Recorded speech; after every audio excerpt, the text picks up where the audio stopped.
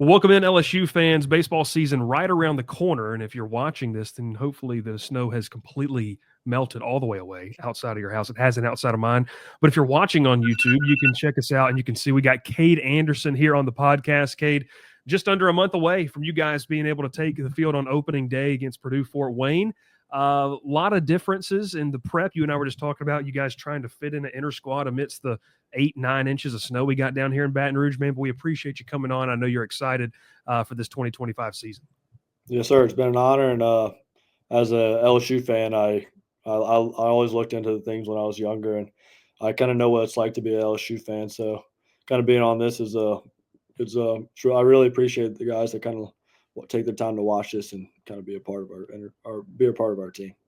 Yeah, no, of course, man. And I kind of wanted to start this off because, and you can correct me if I'm wrong, go back to last year and you're the wide-eyed freshman. You're kind of walking in. Obviously, LSU just won a national title. We all know from covering you and this team. Grew up a massive LSU fan. And correct me if I'm wrong, you get your first start on the road up in Hammond, Louisiana against Southeastern Louisiana. And I couldn't help but notice, for me and a couple of media members there, Kate, sitting down to the right above the LSU dugout, it felt like there was a large contingency, I think, of your family and friends. When you look back on that moment and just obviously the performance that you had, but then for your team to kind of come and win that game there late, almost into extra innings. When you look back on that now, how special was that to not only just win the game, but your performance and obviously to have a lot of family members there? Yeah, we had man, I couldn't tell you how many people I knew at that game, and it was really it was looking back on it from last season. It was definitely my favorite game that I got to be a part of, and just kind of going back to my family being there and kind of the game situation that we did have is it was definitely a battle to the end, and just looking back, I couldn't ask for it any other way, and it was really I would say my hometown outing, which I probably won't ever have one like that again. So really to come out and shine and during that experience was definitely something I'll never forget for sure. Yeah, and for the folks that maybe didn't make it out there, every single time Cade threw one of his 13 strikeouts, a host of LSU fans got a little bit more rowdy than the other ones in the stands. It was quite the night, and obviously LSU got a big win there late in the game as well. Cade, obviously, man, we got to watch you throughout the season and just the spots that Coach Johnson and the staff would put you in. You know, when you go back, obviously, and you look back at it, I mean, just being a freshman, being able to handle the momentum, being able to handle the moment. And obviously, as you guys kind of made that stretch run, obviously fell short of what you wanted to accomplish, but really that run towards the end of the season, the SEC tournament in Hoover, and then up in the regional in Chapel Hill. What are some of the things that maybe you've taken away just for you personally as you've kind of taken into the offseason and want to grow here in year two? Yeah, I mean that's a great question because going into it as a freshman, I'm still asking for these dudes autographs and I mean I was a fan, so when I saw Travinsky for the first time, I mean it was special for sure. And kind of going back at it, I got to talk and know to kind of get to know Gage Jump and Thatcher Mm-hmm. and Luke Holman, all these kind of these special dudes, and they've kind of put me under the wing and kind of told me how the process is. But yeah, it was definitely hard at times. At the same time, I'm looking around the stands, man, this is what I dreamed of, and just through those experiences, I'm grateful for the situations that Coach Johnson trusted me in. So yeah, through the SEC tournament, which was probably my biggest outing I had, and there's so many fans, and it Mm-hmm. was definitely a cool experience to be kind of a part of. But yeah, I think going back to the whole LSU fan deal, it's something you dream about, and I wish everyone could experience it, but I'm doing this for the fans for sure. Take us back to Hoover. You mentioned obviously your outing, but just so many big moments in that whole weekend. It felt like, and obviously it probably felt like a long week and a half there for y'all over in Hoover too. What was that run like, and was there a sense in the clubhouse of, hey, we came into Hoover maybe thinking we had to do X, Y, and Z, but it really did. And I know you, like we talked about earlier, you guys fell short of what you wanted to accomplish, but it felt like it turned maybe y'all's tide and just the fans' perception of what that team could accomplish. Yeah, I think we got hot at the right time, and I think that's the word I would describe it. We just got hot at the right time, and yeah, going into like you said, we needed to win that first game. I think we played Georgia like we had to win. If we wouldn't have Mhm. won, we might not even made the tournament. So I think Coach Johnson's kind of perspective was we're playing this one game at a time. We had Gage jump going, which he he threw a gem, and then on to the next game, Luke Coleman. Like with those two dudes on the line, I think we were always in favor to win. And we were just playing like a true like baseball team. And I think our team got tighter in those situations, and I think Mhm. we're just kind of built for that. And obviously we fell short, but I think looking back in the season, I'm glad that every game that we were a part of, I think we always had a chance of winning, and there was always a comeback waiting to happen. Enough talking about 2024. I know you guys are ready to put that to rest, and we got media day coming up, so there'll be still some more things you guys got to talk about with last year. But man, I've been talking to some people in and around the program, and they're really excited just about the jump that you can make. And I think that's something that we just talk about so much in baseball, especially with younger guys. There's not a lot of, and I dare I say, film on them, and use that in the baseball terms. And then there's a scouting book for the other opponents to look at, but there's a lot of talk about maybe you going into a third or fourth pitch this season that maybe you weren't comfortable with last year. Can you kind of talk a little bit about that? We won't give all the secrets away of what you want to do this year, but just what have you tried to develop? Is there another pitch you're looking to add to the arsenal? Yeah, so early in the honestly, it was in the summer. Coach Yeski kind of sat me down and kind of gave a run through of what we're going to do this fall and how I'm going to kind of continue to get better. And I've picked up a slider that arguably might be my best pitch now, Hmm. and I throw it pretty hard, so it's definitely going to get me longer into games. I think it's an easy ground ball out pitch. So I think being able to throw that for strikes more often and kind of lean on the curveball to kind of late in the counts type deal is really going to help me get longer into games. So I try to get in the sixth, seventh, and eighth inning. So I picked up the slider for sure, and I'll continue to kind of work on perfecting that. And I think the changeup's been a really big pitch of mine as well. Mhm. That I've really kind of set in stone. Like this is a pitch that I think in the SEC, like they struggle with it, and I think that going into this season, I really needed the changeup to kind of. I threw my fastball like 70% last year, Wow. and I think that's a little too much. And I think that now that I have these pitches, I'll be able to kind of go into the sixth, seventh, and eighth inning and get to like the third and fourth lineup. Coach Yeski, you mentioned him. I talked to him last year when he obviously took the job, and he said, and a lot of the guys said, Gage Jump said this, Thatcher said this. He wants to play off the fastball. He wants you to attack, would be aggressive with the fastball.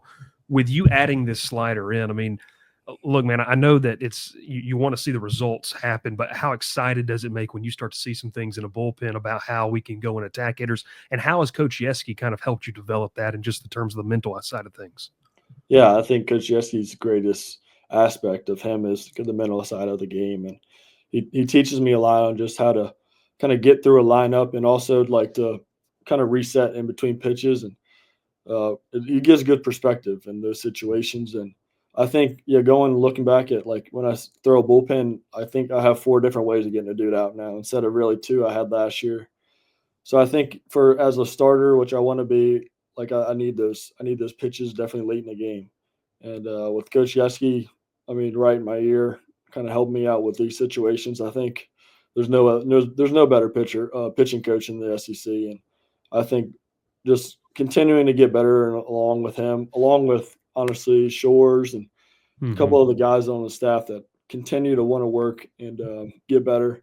So I'm super excited for this season, and I think that kind of just like last year, I think we're only going to get better as the season goes on. Yeah, and I caution. Look, LSU fans are rabid, Cade. You know it. You're a fan. They want to see the perfect record through non-conference play. But like you mentioned, kind of earlier in the show, you want to be playing your best ball at the right time. That's what they did Mhm. in that championship run, and that's honestly what you guys were doing when you headed to Chapel Hill for the regional. Man, you hinted at something that I wanted to get to, and you know, when you look at this, I call it just when you look at the plethora of arms that you guys have, whether it's from the left side or the right side, kind of heading in here to 2025. You hinted, you said, hey, and here's a message, I guess, for Coach Johnson. I want to be a starter. That's what I'd like to do. That's what I'd like to be.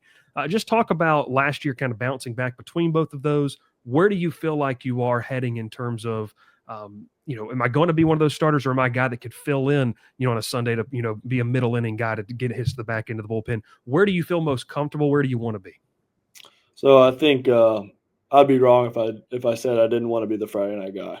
Yeah. And I got 3 more weeks to prove my position, and I think I'm in a good spot. But at the same time, whatever Coach Johnson tells me to do, I think I'm going to be ready for that situation. And if that means I'm starting on Tuesdays, if that means I'm closing the Tuesday game, if that means I'm a closer and throws 5 innings this year, I'm going to do what it takes for us to win. Because honestly, I think the guys that will watch this video kind of understand that. I mean, at the end of the day, you just got to win the national championship, and I think that's our goal. I mean, Yeah.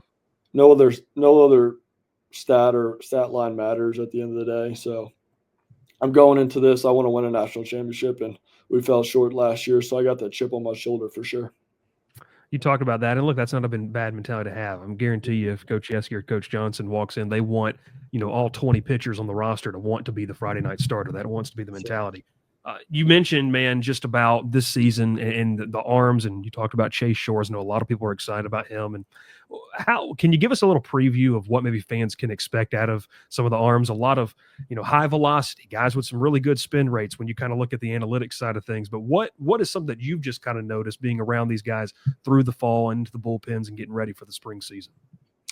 Yeah, so I'll give you one stat. We had 15 guys that threw over 95 miles per hour. So we throw hard. And I think we have a pitcher that is fit for every situation. We got left-handed specialists, right-handed specialists, guys that can go deep into games. We got dudes that can let it loose for an inning. And I think that's the strength of our team or honestly our staff. But we just have so many guys that can fit into so many roles. And it's honestly Yeah. like, I wouldn't say a problem, but like we have so many guys like what are you gonna like? I feel bad for Coach Johnson, honestly. Like he's got to figure out how to manage this staff because Yeah. there's so many talents that it's going to be hard to fit a role. And I think throughout the season, I think those roles will switch kind of just depending on who's performing at that time. But we just like I think in the middle of the season, I guarantee you there'll be one guy that like no one's heard of for half of the season, and all of a sudden is like that dude. Yeah. So I think we have so many guys that no one knows about. Like the fans on here, like I bet they don't know who Zach Cowan is, which arguably is my favorite pitcher to watch throwing a bullpen. He's so like in control of himself, and he can throw a dart and hit the bullseye just about every time. And I think that's it's really cool to watch. And like a guy like that, I promise you that dude will throw a lot of innings. And there's so many I can go down the list on guys that I enjoy being around. And I think that I'm really excited for this season. And at the end of the day, I think you got to win them all, and I think we got the pitching staff to do that. You mentioned just the pitching staff, whether where they came from, was the portal or just the internal development. There's a lot to be excited about. But before we get you out of here, I got to ask, because the fans want to know, offensively, there's a lot of pop, it looks like, on this team. And I was out at some of the fall scrimmages. We see some of the analytics that the LSU baseball account puts out, and some of the launch angles, the distance, and some of the stuff. How tough is this lineup going to be, and just what's been your experience kind of in those live BP sessions just against, who knows what 1 through 9 is going to look like, but like you mentioned, it looks like there's a lot of pieces that could play a big part of this offense. Yeah, I think the strength of our team is depth, and I think we got a lot of guys that can kind of fill in roles that maybe how Coach Johnson is. He on Friday night he might be starting these 9, and we might have 4 different dudes starting on that Sunday game. So I think we just have the right type of players that are fit for those roles, and I think definitely we got some dudes that can hit for power for sure. I think we got Jared coming back, and he'll hit easy 30 home runs. That is just the easiest thing you've ever seen. And then I think a sleeper that not a lot of people know about is Blaze Priesters put on a pretty good performance this fall and this spring. So it'll be exciting time for him, and he can hit some home runs.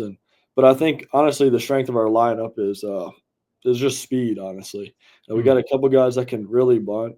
So I think I think it's overall very not necessarily. I wouldn't say it's necessarily a power lineup, but I think we have some guys that get hit for power and some guys that can steal bases and run the outfield really fast. So I think once again the strength of the lineup is the depth we have. Yeah, I think Daniel Dickinson has the potential to be a nightmare for opposing catchers and pitchers this year. I've had to face him a couple of times, and I'm tired of him bunting. It's getting ridiculous. Bunting, and then when he gets to first, what is more worrisome, the bunt or then when he gets to first and you got to hold him? What's worse? Honestly, I don't worry about when he's at first base because we have 4 catchers that won't let him steal. I got you. I got you. And catcher's going to be a fun topic, No, obviously, of yeah, conversation over the course of the first few weeks. Cade, man, we appreciate the time. I know you're excited to get going. We can't wait to see you guys out there. Just here in a few weeks, obviously, on February 14th, LSU going to start things on what we hope is some better weather than what we're experiencing right now. But it's baseball weather in South Louisiana. It'll be fun. yeah. Cade, we appreciate the time, man. Best of luck to you this season. We can't wait to reconnect with you. Yes, sir. Thanks for having me, and go Tigers.